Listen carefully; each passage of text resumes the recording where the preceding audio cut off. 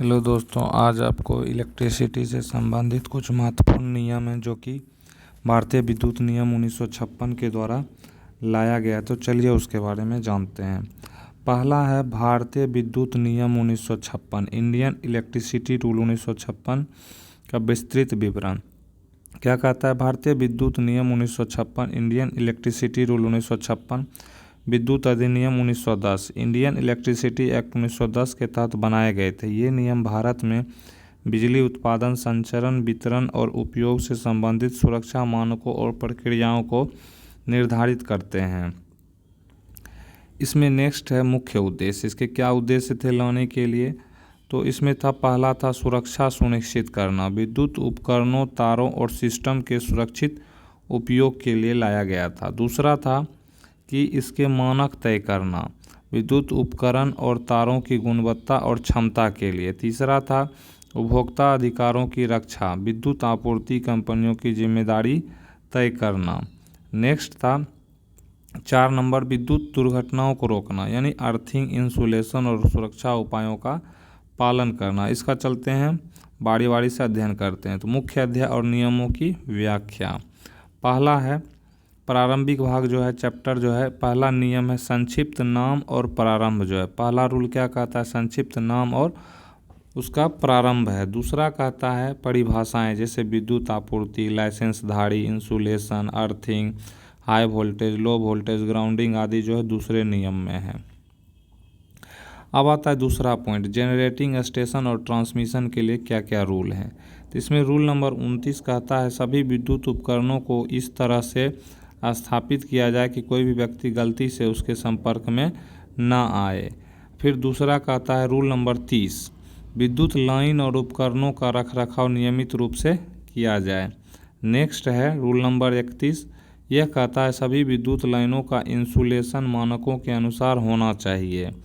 Next है rule number 32, जो है ओवरहेड लाइनों की ऊंचाई तय होनी चाहिए। तो सड़कों पर जो है ओवरहेड ट्रांसमिशन लाइन की जो ऊंचाई होनी चाहिए वो 6.1 मीटर होना चाहिए। NHAI पर जो राष्ट्रीय राजमार्ग होता है उस पर 6.7 मीटर और खेतों के ऊपर 5.2 मीटर होना चाहिए। रूल नंबर 33 कहता है उच्च वोल्टेज, हाई वोल्टेज यानी लाइनें सुरक्षित तरीके से अर्थिंग किया हुआ रहना चाहिए। अब आते हैं उपभोक्ता से संबंधित, कंज्यूमर की सुरक्षा और वायरिंग मानक जो क्या क्या होना चाहिए। तो रूल नंबर 46 कहता है घरों और वाणिज्यिक संस्थानों में वायरिंग का परीक्षण, टेस्टिंग ऑफ इंस्टॉलेशन जो है अनिवार्य होना चाहिए।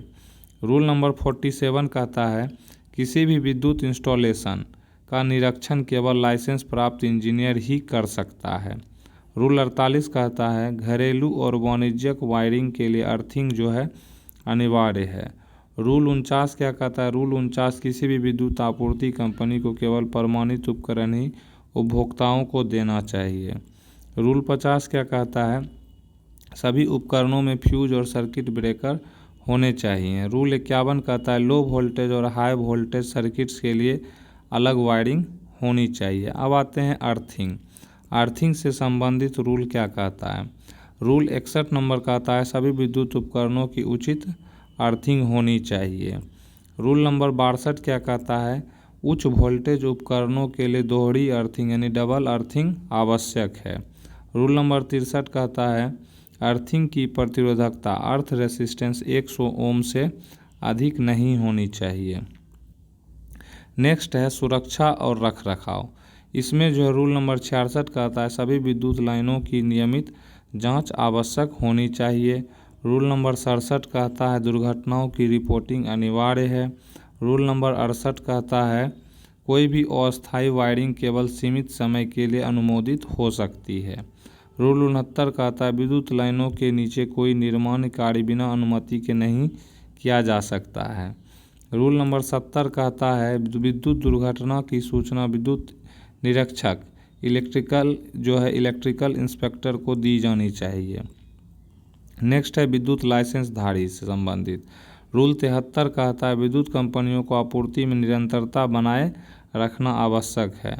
रूल 74 कहता है क्या कहता है रूल 74 कहता है किसी भी क्षेत्र में ट्रांसफार्मर या सब स्टेशन लगाने से पहले सरकार की अनुमति आवश्यक है। और रूल 75 कहता है विद्युत कंपनियां ओवरलोडिंग से बचाव के लिए आवश्यक सुरक्षा उपाय अपनाएगी।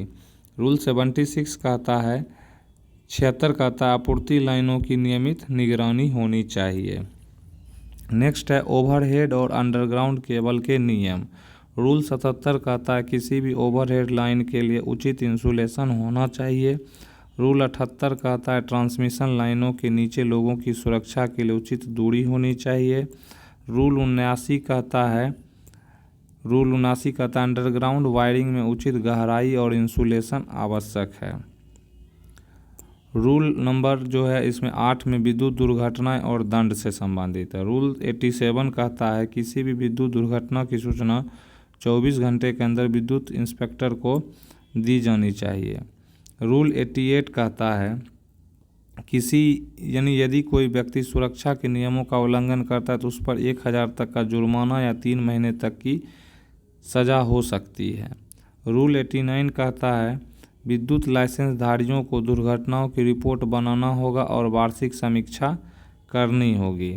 अब संक्षेप में भारतीय विद्युत नियम जो है 1956 के प्रमुख बिंदु क्या कहते हैं, तो पहला है विद्युत सुरक्षा, वायरिंग उपकरणों और ट्रांसमिशन लाइनों के लिए कड़क मानक होने चाहिए यानी कड़े। दूसरा कहता है इंसुलेशन और अर्थिंग विद्युत दुर्घटनाओं के बचाव के लिए आवश्यक है। फिर तीसरा कहता है दोषपूर्ण उपकरणों पर प्रतिबंध होना चाहिए, जैसे केवल अनुमोदित और परीक्षण किए गए उपकरण ही उपयोग किए जाएं।